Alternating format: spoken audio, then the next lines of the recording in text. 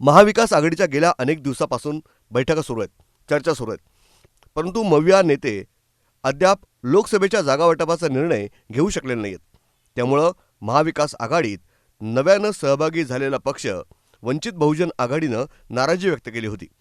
तसंच वंचित बहुजन आघाडीनं उद्धव ठाकरे, शरद पवार आणि मल्लिकार्जुन खरगेंसह मवियातील प्रमुख नेत्यांना पत्र लिहून महत्त्वाची मागणी केली आहे. वंचितनं म्हटलंय की महाविकास आघाडीनं वंचित बहुजन आघाडीला 2 दिवसांच्या आत त्यांच्या जागांच्या वाटपाची माहिती दिली.